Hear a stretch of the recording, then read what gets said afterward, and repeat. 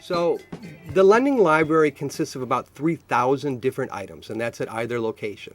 And within the scope of that, you will find clinical books for teachers, for professionals, for caregivers. You will find children's books. You will also find a plethora of adapted material. And when I say adapted material, I'm referring to material that's been revamped in a sense that makes it easier for a child with autism to understand.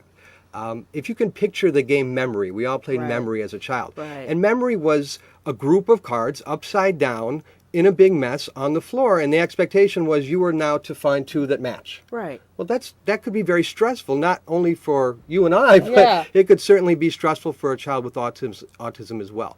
So what we're doing with some of these commercial items and some of the other items that we have in the center is we're taking it a step further. We're further adapting those games to have some real rhyme and reason to them. When we put that in front of a child, it has a very clear beginning, it has a very clear middle, and it has a very clear end. The child knows what the expectation is within the game, knows how to function within the game, and finally understands when they've completed the process. And that beginning, middle, and end period is critical to the way that some of our children need to be taught. Right. So, I'm thinking, okay, so let's say I'm a parent with a child with autism, and I'm just hearing about this for the first time.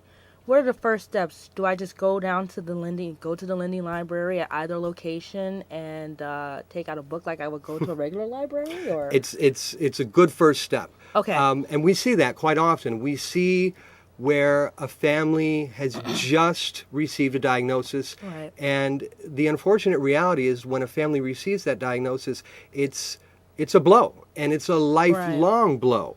And unfortunately, the physicians that are giving that diagnosis aren't always equipping that family with the necessary next steps.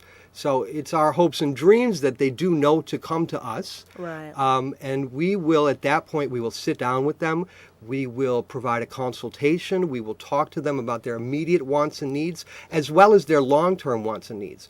We will immediately get them enrolled in training opportunities, and we will absolutely provide them with further resources so they can then obtain other therapies within the community, other avenues within the community that are more so going to support their child on a long-term basis.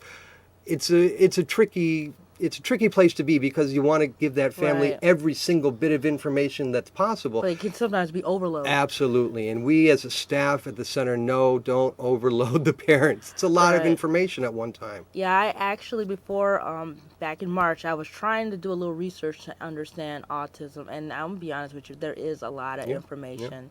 Yeah. Some of it that would apply now, could apply later, doesn't apply all, it's speculative. So it's really, I think it's crucial to connect with an organization like RCADD and kind of, map out a plan. How am I, not necessarily right away, how am I going to get to age 21? Right. How do I get to next month? How do I get to 1? How do I get to 2?